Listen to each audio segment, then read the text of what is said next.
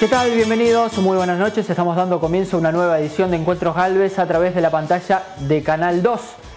En esta oportunidad vamos a tener a dos sacerdotes aquí en los estudios, al padre Nicolás Uriet de la parroquia Santa Margarita de Escocia de la ciudad de Gálvez y también al padre Carlos Alberto Costa, quien fue el autor y es el postulador de la causa que tiene abierta María de Lourdes del Santísimo Sacramento Parescaglia, una religiosa que nació en la localidad de Carlos Pellegrini, vivió aquí en la ciudad de Gálvez y después se trasladó a la ciudad de Rosario. Y él nos va a contar acerca de su historia y lo que fue la presentación de este libro el pasado viernes por la noche en la Casa de la Historia y la Cultura del Bicentenario. De esta manera damos inicio a un nuevo Encuentros Gálvez a través de la pantalla de Canal 2.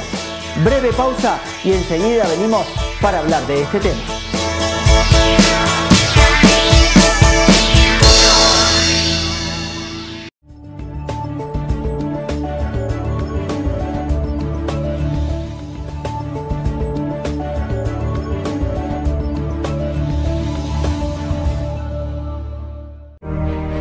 El plan Vuelvo a Estudiar, la alfabetización digital, la jornada ampliada, el plan de infraestructura, el medio boleto estudiantil y la formación docente son el mejor ejemplo que podemos dar de que nuestro desafío más importante sigue siendo educar. Santa Fe Presente, provincia de Santa Fe. Avance Rural SRL, servicio de silaje de pasturas, alfalfa, avena, maíz y sorgo, en bolsa o puente. Más de 10 años de experiencia con la mejor prestación en toda la zona con equipos de última generación. Responsabilidad, seriedad y confianza son sinónimos de Avance Rural SRL. Mi corazón con el Kini late más. Dale, prendete. Vos también hacete fanático al ritmo del Kini 6 y vení a festejar todas las semanas.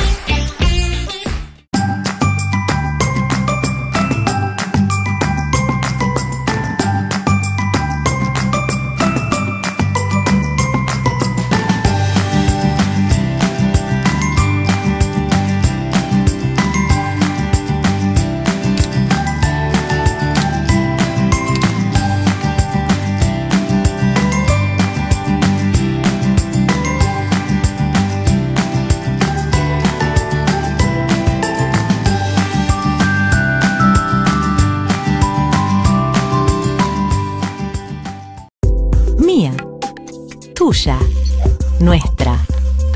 Gálvez, municipio de la ciudad.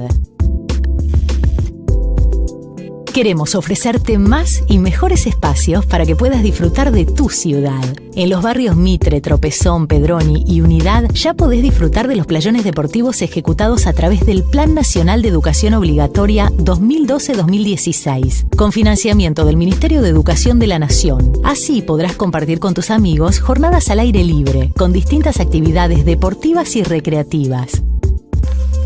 Gálvez, municipio de la ciudad.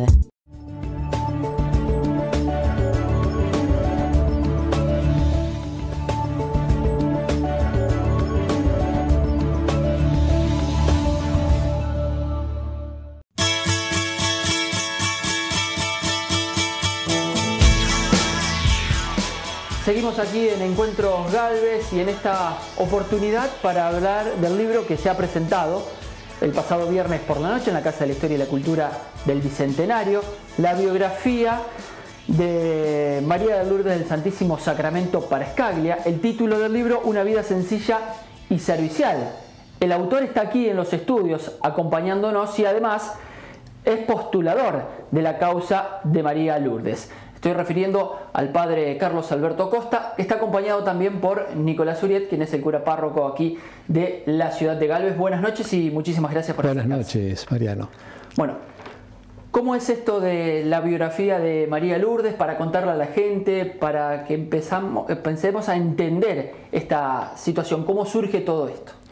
Todo esto surge porque en el año 98 la Madre General, que tiene su domicilio en la Ciudad de México, Distrito Federal, con el Consejo de Religiosas del la madre del Consejo Generalicio de la Congregación de las Religiosas del Verbo Encarnado, decidieron que había que rescatar la figura de la primera vocación argentina a esta congregación, que es María de Lourdes. Habían transcurrido ya 10 años de su fallecimiento y en la congregación seguía vivo ese espíritu de vivencia de María de Lourdes entre muchas religiosas que habían convivido con ella. Eso se llama fama de santidad. Entonces, esa fama de santidad había que plasmarla en un trabajo concreto y es de ahí cuando la superiora general con el Consejo Generalicio deciden de que había que empezar la causa de investigación para que un día sea proclamada beata y también santa. Entonces, ese desarrollo de la causa de beatificación y canonización se inició con esa decisión del Consejo General. Piden y mandan el nombramiento para que yo me encargue de dirigir toda esa investigación. De manera que he estado revisando los archivos de la parroquia aquí de Galvez, he ido también a otros pueblos vecinos, he ido a la Casa Generalicia, he ido también a los pueblos donde nacieron los papás de María de Lourdes en el Piamonte, en la provincia de Turín, y también he revisado el archivo de la Casa de Rosario, donde hay algunos libros de la crónica cuando las religiosas llegaron aquí a la ciudad de Galvez hasta que se trasladaron a la ciudad de Rosario. Luego se hizo todo una búsqueda de fotografías donde aparece la persona de María de Lourdes. Se hizo también el estudio grafológico con las 2 pequeñas notitas que escribió ella, que es lo único que escribió. Ese estudio grafológico se hizo en México.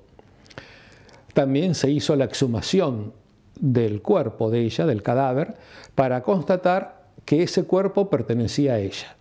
Porque es mucha la gente que va a la tumba a rezarle, a llevarle flores, y eso se hace para tener certeza de que ahí están los restos. Eso también hubo que pedir permiso a la Santa Sede, se tuvo que hacer un proceso judicial en los tribunales de Rosario para que el juez en lo civil pueda permitir la exhumación de un cadáver, y también se hizo en el Instituto Forense la constatación de que esos restos eran de ella.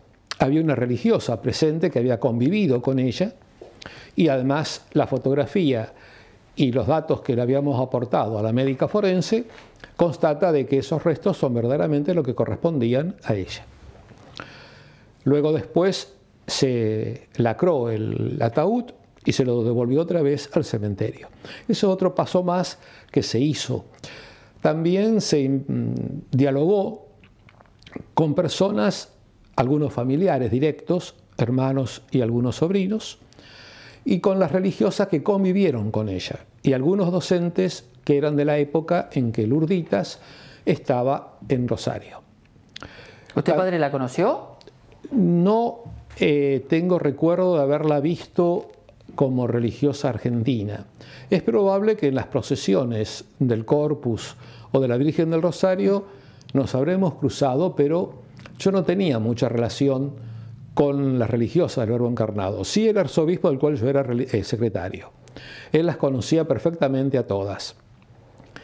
Pero sí a mí me quedó la impresión, cuando ella falleció, el arzobispo Monseñor López me llama por el interno del teléfono, que prepare las cosas para ir a rezar el responso, porque había que ir al colegio del Verbo Encarnado, que había muerto una religiosa.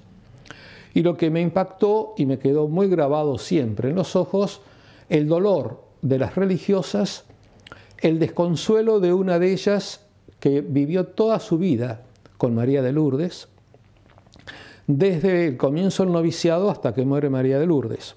Las dos tomaron los hábitos el mismo día, hicieron los votos el mismo día y vivieron en la misma comunidad. Y esta religiosa estaba desconsolada. Y todas las religiosas hablaban muy bien de ella y no se apartaban del lugar donde estaba el ataúd, que era la capilla. Y había mucha gente en la capilla. A mí eso me impresionó. que luego después, con el correr de los años, me toca a mí hacer la investigación. O sea que ¿Por qué lo eligen a usted para llevar a cabo la investigación? Porque en el año 96 en la Argentina se forma la Comisión Episcopal para promover las causas de los santos en la Argentina. El arzobispo al cual yo había sido secretario y ya era emérito de Rosario, fue puesto como presidente de ese consejo. Y me eligió a mí por la parte que yo había sido secretario de él, por la parte histórica. Había otro sacerdote por la parte teológica, había otro sacerdote por la parte de derecho canónico, había un laico como secretario, pero todos nosotros, ninguno sabía cómo era el trabajo para proclamar un santo en la iglesia. Un gran desafío. Entonces me pidieron si yo podía viajar a Roma a hacer el curso en la Congregación de las Causas de los Santos. Es un edificio que está justo frente a la Plaza de San Pedro. Y allí fue un curso de noviembre a marzo, que se concluía con 4 exámenes y un trabajo práctico. De manera que hice el curso, rendí los exámenes, fui acreditado como postulador o cualquier oficio que se pueda hacer dentro de una investigación de causa de los santos. Y bueno, cuando regresé a la Argentina, con ese nuevo diploma, podríamos llamar, o estudio o especialización, ahí fue cuando el Consejo General me eligen para que yo promueva esta investigación y me haga cargo de esta investigación. Bueno, Padre Nico, un placer haber tenido la presentación del libro también aquí. La segunda que se hace, porque la primera fue en el año 2015 en la ciudad de Rosario, y un año muy importante también para la Iglesia porque es el año de la misericordia.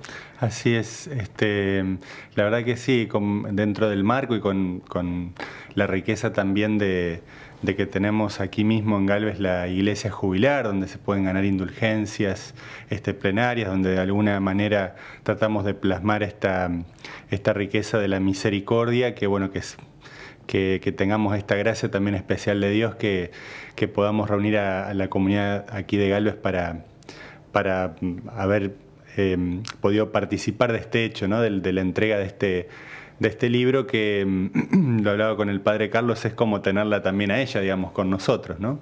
Es el hecho de que toda la documentación, toda la investigación que ha hecho él, y la cual le valoro un montón, porque sé que también hace muchos años que está en esta investigación, inclusive no siempre la salud lo ha ayudado, y bueno, y sin embargo ha seguido siempre adelante con este trabajo, ¿no? Así que realmente para nosotros es un orgullo que haya presentado el libro, y ojalá que bueno, que podamos todos nosotros, bueno, alguna vez poder es el deseo, ¿no?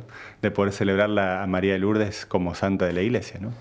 Bien, en el transcurso, y uno se ingresa a la página del Verbo Encarnado, puede conocer parte de lo que es la biografía de María de Lourdes. Pero para ir contándole a la gente, ¿qué es el Verbo Encarnado? ¿Cuándo surge? ¿Y por qué la relaciona mucho a María de Lourdes con el Verbo Encarnado?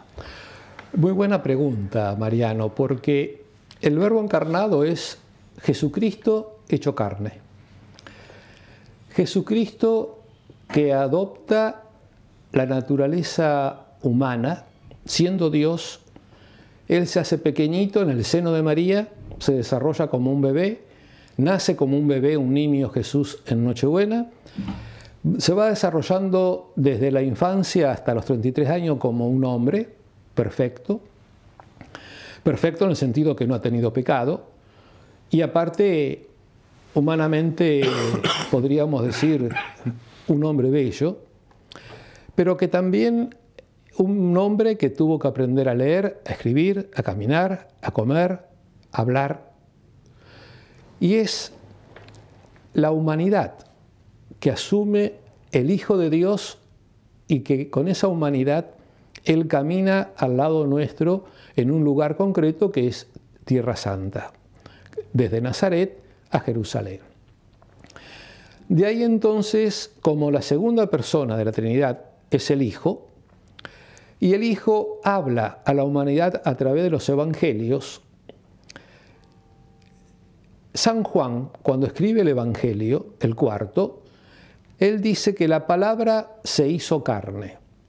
esa palabra con mayúscula es porque Jesús transmite a la humanidad todo el mensaje que Dios Padre quiere que los hombres conozcan. Al hablar, San Juan le pone la palabra griega que significa logos, que es la traducción de palabra y de verbo. El verbo expresa una acción. Yo leo, significa que yo estoy haciendo una acción de lectura. Yo camino, la acción de caminar. Jesús como verbo es la acción del habla de Dios. Por eso la palabra verbo. Y encarnado porque Él tiene un cuerpo humano verdadero, con alma, con memoria, con inteligencia, con todas las cosas que tenemos nosotros. Y esa humanidad no la perdió nunca Jesús. Porque cuando resucita, esa humanidad glorificada está en el cielo con el Padre y el Espíritu Santo. Por eso se acuña esa expresión, el verbo encarnado, para indicar Jesús hecho hombre, en palabras actuales. El verbo encarnado como congregación de religiosas, y por eso está tan ligada Lurditas a la congregación, e ingresa a ese instituto religioso, es porque en el año 1625, en Francia, en Lyon, hay una mujer, Jeanne Gessard de Mattel, que sería Juanita Gessard de Mattel, que tiene una visión de Jesús que le pide fundar una congregación con los colores del hábito, blanco, rojo y el velo negro, dedicada exclusivamente a la educación femenina, porque en el año 1600 la mujer no tenía acceso a la escuela. Entonces es una congregación de vida de oración y a su vez una tarea apostólica de educación de la mujer. Estas religiosas viven en Francia hasta el momento de la Revolución Francesa. En la época de la Revolución Francesa, en esos 10 años de terror, desde el 1789 al 1800, desaparecen los conventos que había del Verbo encarnado en Francia. Solamente se escapan 3 religiosas. Con el correr del tiempo, en 1817, un sacerdote que conoce a una de ellas en Italia, regresa a Francia y comienza a ver vocaciones femeninas a la vida religiosa. Este sacerdote se acuerda de la religiosa del Verbo encarnado que conoció en Italia, la manda a llamar y entonces reflota y se restaura la congregación del Verbo encarnado. Una vez restaurada, vienen las otras 2 religiosas que se habían escapado y las 3 le dan la fisonomía otra vez de lo que era la congregación original. Hasta que en 1850 más o menos, un obispo de Estados Unidos, también de la ciudad de Galveston, va a Francia, habla con estas religiosas y pide que vengan a América. Es el primer grupo de religiosas que cruza el océano y se establecen en la ciudad de Galveston, en Estados Unidos. A fin del siglo XIX, un grupo de esas religiosas van a México. En México comienzan a fundar los conventos, siempre con la misma tarea de oración y educación femenina, hasta que se produce la gran revolución cristera entre los años 20 y 30, donde se cierran todos los colegios religiosos, donde hay una gran persecución en México, y 8 religiosas, Monseñor Boneo les manda el dinero a México en el año cuando se coronó la Virgen de Guadalupe en Santa Fe, que viene una delegación pequeña desde México. Ese es el vehículo para mandar el dinero del viaje para que este grupo de 7 u 8 religiosas vengan a la ciudad de Galvez. Se instalan aquí, en la ciudad de Galvez. Estamos hablando de década del 30. Exactamente, fin desde el 29 y ya comienzo del año 30. Y aquí se establecen formando el primer colegio religioso de chicas, donde todavía hay personas que han sido alumnas de ese colegio. ¿Recuerda dónde se ubicaron por primera vez aquí en la ciudad? Sí, en la zona, yo no sé muy bien las dos calles, pero sé que perteneció la casa al papá de la señorita Ana Comelli, que es una esquina con varias habitaciones que tenía rejas todas idénticas, la construcción típica del 1900. Y luego de allí vienen aquí a este lugar donde está el estudio, y aquí estuvieron con el colegio hasta que en el año 37 se van a Galvez. De manera que estamos en un lugar histórico, porque este lugar estuvo el primer colegio femenino de la ciudad de Galvez. Y aquí estaba María Lourdes. Y aquí también estuvo María Lourdes viviendo. Y Pimpi fue una de las primeras alumnas del colegio. O sea que la familia Querini está muy relacionada con el colegio porque fue, ya digo, Pimpi la primera, una de las tantas primeras alumnas de ese colegio. Bien, ¿qué es lo que más le significó escribir este libro biográfico? Desde allá del año 98 que comenzó con esta causa hasta la presentación del libro. Un desafío, porque había que hacer una biografía sin tener muchos elementos descritos de la biografía, mejor dicho, de la persona a la cual había que escribir su vida. Y había que ubicarse en el contexto histórico que ella vivió.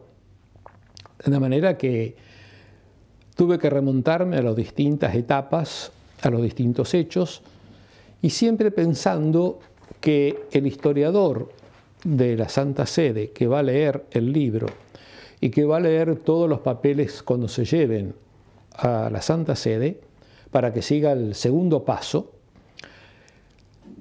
como no conoce lo que es América, Argentina o México o las costumbres tradicionales, había que estar pensando que esa persona tenía que estar ilustrada con los mínimos detalles, y por eso el libro tiene tantas notas, porque las notas hacen referencia a lo que se cita en el texto, y de esa manera el que lo lee se puede ubicar a quién se hace referencia. Por ejemplo, uno cita a Monseñor Boneo y el historiador no se va a poner internet a buscar quién es Boneo.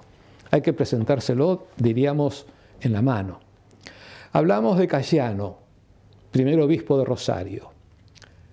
Y el historiador no se va a poner en Google para buscar quién es Antonio Cayano. Entonces hay que explicar dónde nació, quién fue, qué hizo, dónde murió. Entonces todos esos datos es un trabajo, podríamos decir, de hormiga, porque hay que buscar todos los pormenores. No se puede citar a una persona sino hacer un pequeño referencia, aunque sea literal, algo que explique. Yo cito a Libertad Lamarque porque es una mujer de Rosario que en los años 30 sube a la radiofonía, al cine y al canto. ¿Y quién es Libertad Lamarque? En México la conocen, en Argentina la gente mayor la conoce, pero en Europa es desconocida. Entonces hay que explicar quién es Libertad Lamarque. Si bien en el texto se nombra como una época en que la mujer comienza a tener toda una actividad en el mundo artístico, así como Lourdes tiene una actividad en el mundo religioso, hay un paralelo que otras mujeres tienen otras actuaciones en otros órdenes. Por eso hablo de desafío. Pero también un gozo haber hecho un trabajo, porque también he aprendido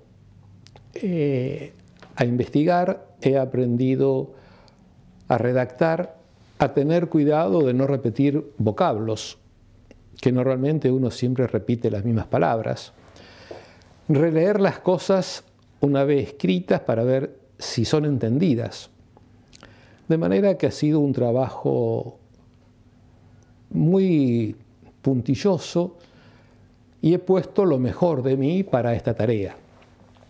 De manera que un desafío, pero también es un logro, porque era necesario escribir esta biografía y también la imposibilidad de dársela a otra persona, porque era muy difícil contar a otra persona todo lo que uno había visto en los archivos, había escuchado, había visto y oído a las religiosas, y entonces era mucho el material que uno tenía dentro de mi memoria para poder transmitirle la vivencia que yo había tenido en las distintas conversaciones, sea aquí en la ciudad de Gálvez, sea en Carlos Pellegrini, donde había sobrinas directas en un momento, o haber ido a la casa del campo de Elsa Moriqui.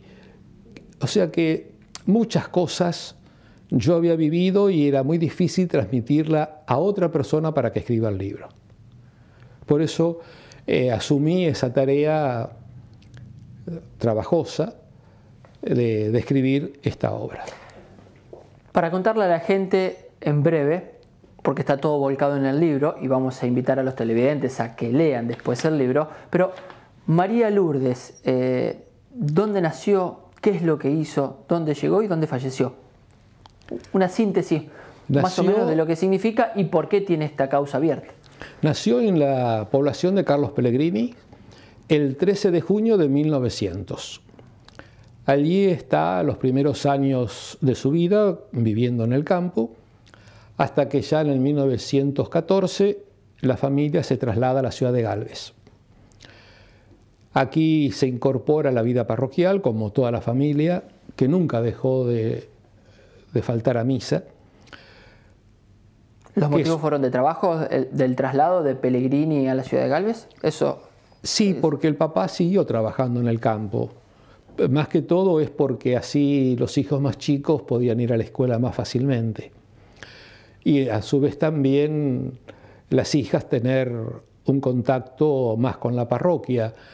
Pero de todas maneras la vida de agricultores continuó hasta que el papá dejó el campo y ya los hijos mayores asumieron el mantenimiento de la casa. ¿Cómo estaba compuesta la familia? Por dos varones que fallecieron en la ciudad de Córdoba y 4 mujeres, que una murió en Carlos Pellegrini, la mayor, después Margarita, que falleció aquí en Gálvez, Lucía, que falleció en Gálvez, y Elenita, que falleció también aquí en Gálvez. Y María Lourdes, que muere en Rosario. Muere en Rosario un 6 de junio del 1988. María de Lourdes, ¿qué hizo? Uno podría decir nada. Solamente vivir la vida religiosa con profundidad. Hacer las tareas de la vida religiosa con mucho amor. Y relacionarse con las personas que estaban en su entorno con mucho respeto y con mucho don de gente. Era una mujer que no se enojaba y sobre todo una mujer que no criticaba. A eso de no criticar a mí siempre me golpeó mucho, porque todos criticamos. No hay nadie que no critique.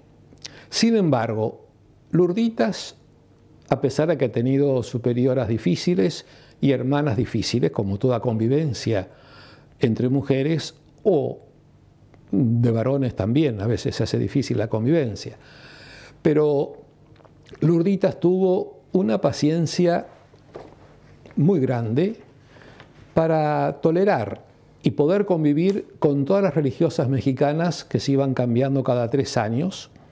Ella nunca salió del país, de manera que le tocó ella moldarse a las que venían, y las mismas religiosas dicen que era una extranjera entre mexicanas. Pero no hizo nada extraordinario. Ella, lo ordinario de la vida religiosa, lo llevó con un sentido de mucho amor a Jesús, el Verbo encarnado que decíamos recién, y ese amor para hacer el bien a los demás. Eso es lo que ella ha vivido y ha dejado en la comunidad. Lo destacaba el padre Nicolás también en la conferencia de prensa de invitación al lanzamiento del libro y presentación, de que el día de su fallecimiento ella sirvió un té a una de las hermanas. Exactamente. Cuando yo recién decía que estaba una hermana desconsolada, sentada al fondo de la capilla del colegio, era a esa religiosa que le sirvió precisamente un pocillo de café, porque el mexicano toma mucho café aquí en Argentina. Y le sirvió el café, entonces le dijo: avísele a la superiora que yo me voy al dormitorio porque no me siento bien. Nada más, no dijo otra cosa. Pero ya había dejado preparada todo el almuerzo, porque después las religiosas, cuando comieron lo que ella había preparado. Y esta religiosa tomó el cafecito, como ya hablan, preparado por Lurditas. Cuando la superiora se entera que Lurditas le manda a decir que se está yendo a su dormitorio, la superiora enseguida sale rápido para verla, y ya María de Lourdes estaba teniendo el ataque de corazón, que cuando vino eco ya no había nada para hacer. Pero las religiosas enseguida fueron a rodearla y a mimarla en ese momento último de su vida. De manera que murió rodeada de la comunidad y como ella siempre quiso, sin dar trabajo a nadie. Que eso también es algo muy importante en su vida. ¿Fue muy difícil la elección del título? ¿Una vida sencilla y servicial? Para ser Porque honesto, lo más importante, más allá de lo que diga el libro, lo más importante y lo que impacta siempre es el título. Exacto. Fue una vida sencilla, por lo que acabo de expresar, muy simple. Por eso digo que no escribió nada. Y servicial porque ella siempre se preocupó de servir al prójimo, al que estaba al lado. Por eso las dos cosas, su sencillez de persona y de vida y su servicio permanente. De ahí que leí una frase cuando estuve en México de la historia de la congregación y hay 4 líneas dedicadas a María de Lourdes en una historia de congregación, lo cual me sorprendió que en México dedicaran 4 líneas a una religiosa argentina. Y en esas 4 líneas, entre una cosa, decía que sencilla fue su vida y sencilla fue su muerte.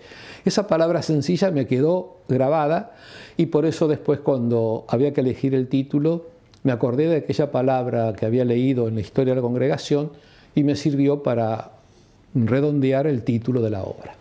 ¿Es la primera mujer argentina que tiene esta causa abierta de beatificación y canonización? No de Argentina, sí de la provincia de Santa Fe. De la provincia de Santa Fe. Porque hay varias fundadoras y religiosas argentinas que están sus causas abiertas y en marcha.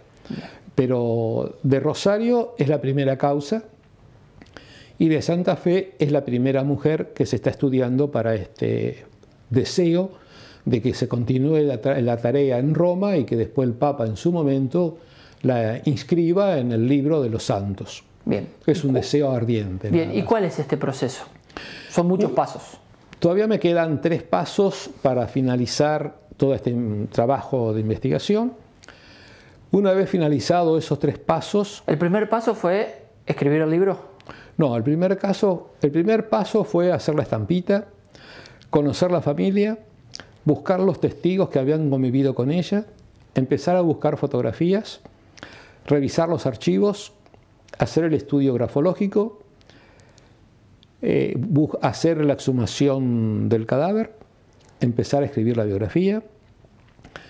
Estoy también tratando de terminar la biografía popular, que va a ser de menos páginas, de difusión masiva, que también tiene que ir como un protocolo dentro de todos estos elementos que estoy mencionando. Hay que escanear e imprimir todas las fotos que hacen referencia a su vida,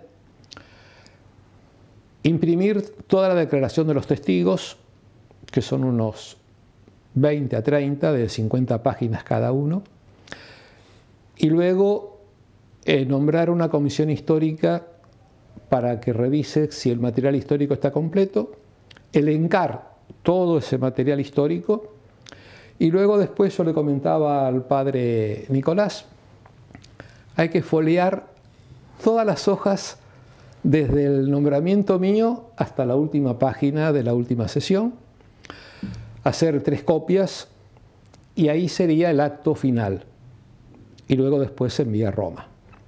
En Roma comienza la fase romana,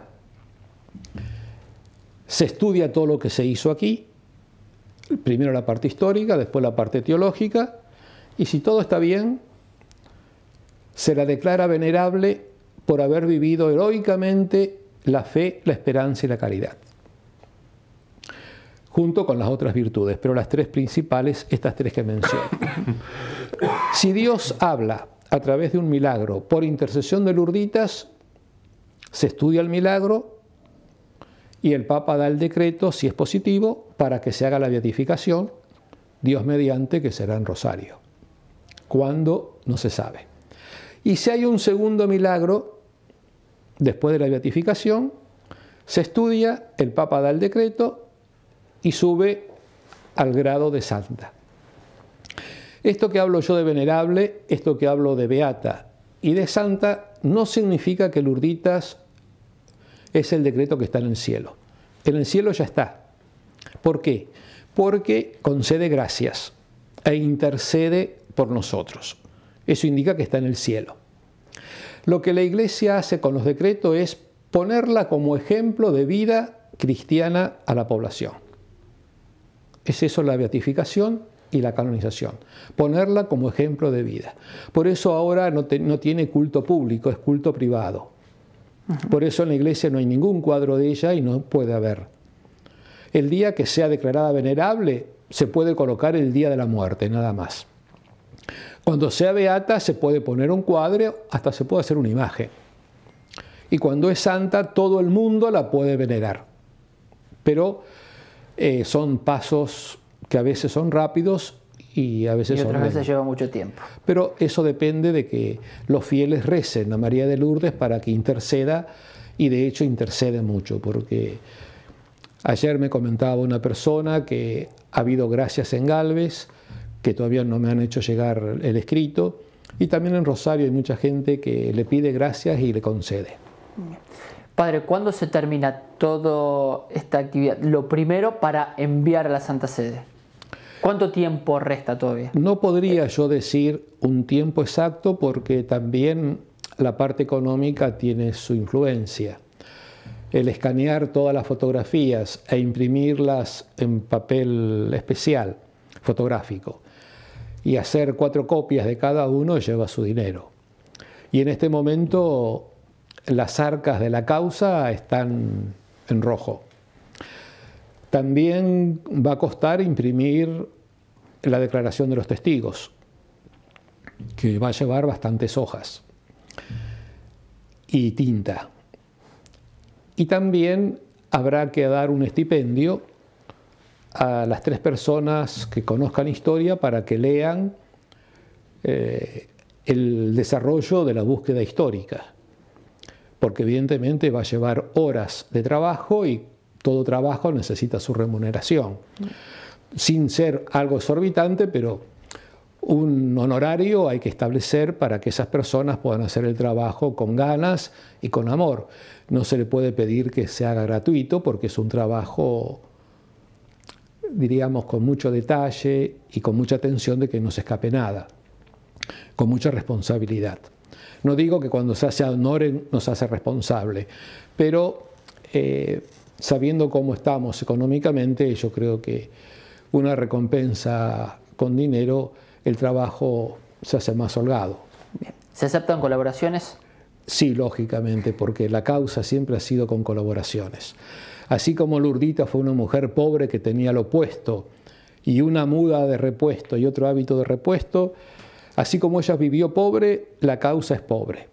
Siempre nos hemos manejado con donaciones y aporte de la gente de buena voluntad. De manera que todas las cosas en la iglesia se hace con las promesas y las donaciones de la gente de buena voluntad. Bien, padre, ¿el libro se puede conseguir o todo? Sí, por supuesto. Hemos dejado en ¿Y esto también ayuda y colabora a la causa? Por supuesto, por supuesto. Sí, hemos dejado en la parroquia unos cuantos libros, y también el padre Nicolás. Yo le puedo dejar, es decir, tiene ya mi dirección y mis teléfonos, de manera que enseguida se pueden traer más libros si se agotan los que hemos dejado. Bien, Padre Nicolás, ¿qué significa esto de presentar este libro, ¿no?, de una religiosa que vivió también aquí en la ciudad de Galvez y nació muy cerquita en el departamento de San Martín, allí en Carlos Pellegrini? Sí, bueno, hablando con el Padre Carlos, sobre esto digo, bueno, lo importante que es que sepamos por ahí quizá valorar lo que durante mucho tiempo, le decía yo ayer, se mantuvo quizá casi en el anonimato, porque digamos, la vida de Lurditas, tanto aquí en el paso que tuvo por Galvez, digamos, su buena predisposición, su vida sencilla y servicial, digamos que se le reconocen las hermanas, ¿no? y que por eso también se inicia, como decimos, este estudio, esta investigación de su vida. No fue simplemente una persona buena, sino que si se ha pedido que se haga toda esta investigación y demás es porque ha trascendido esta bondad, este servicio, estas características, digamos, en cuanto a su personalidad, y que sin embargo nosotros quizás después de muchos años y teniendo digamos, ya en mano esta presentación del libro o la causa, digamos, ya avanzada, siempre mi pregunta es, bueno, ¿a dónde estábamos mirando cuando Lurditas vivió, digamos, aquí digamos, en Galvez, ¿no?, en su paso, por más que haya sido muy breve, pero, digamos, ¿dónde teníamos puesta realmente la mirada nosotros, ¿no? Porque la santidad es así, a veces esta santidad escondida, esta santidad que digamos, que uno puede percibir en una persona, digamos, pero que bueno, que muchas a veces de sus bondades no trascienden porque nosotros estamos mirando para otro lado, porque estamos viendo otras cosas y quizá no percibimos, digamos, esa bondad que nos está hablando de Dios de alguna manera, ¿no?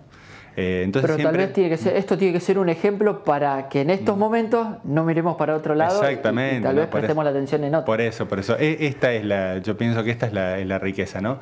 Por eso cuando el padre hablaba, ¿no?, y de bueno, cómo se destacó, bueno, a través de una vida sencilla y servicial. Otro caso que tenemos nosotros aquí en la provincia de Santa Fe es el hermano José Marco Figueroa, digamos, siervo de Dios también, está digamos, en la comunidad de los jesuitas, y él fue el portero del colegio, digamos, ¿no? Entonces, quizá no se destacó en las actividades, digamos, más extraordinarias o por hacer muchas cosas, ¿no? Pero yo inclusive tuve oportunidad una vez de encontrarme con un alumno y contaba las cosas que digamos, que lo recordaba por su bondad y demás, y por las veces que digamos, inclusive en el colegio, a través de su tarea, digamos, cómo los chicos se relacionaban con él, ¿no? Y bueno, y ver de que esa bondad que tenía realmente trascendía lo normal, ¿no? Digamos, realmente uno sentía esa presencia de Dios a través de los gestos, digamos, sencillos y simples de la vida, que a veces nosotros no nos pasa, no nos admiramos a veces de esas cosas, ¿no? Hemos perdido quizá la capacidad de admiración de las cosas más simples y sencillas también. Bien. Muchísimas gracias, Padre Carlos, muchísimas, Padre Nicolás, y esperemos que, bueno, esta causa siga adelante y se puedan acortar tal vez los tiempos gracias a que hay colaboración por parte de la gente. Exactamente, gracias, Mariano, por este momento tan agradable que hemos pasado. Muy bien, muchísimas gracias y buenas noches. Buenas noches, Mariano. Y nosotros de esta manera llegamos al final de una nueva edición de Encuentros Galvez a través de la pantalla de Cablenet. Nos volveremos a encontrar dentro de 7 días. Muchísimas gracias y será hasta entonces.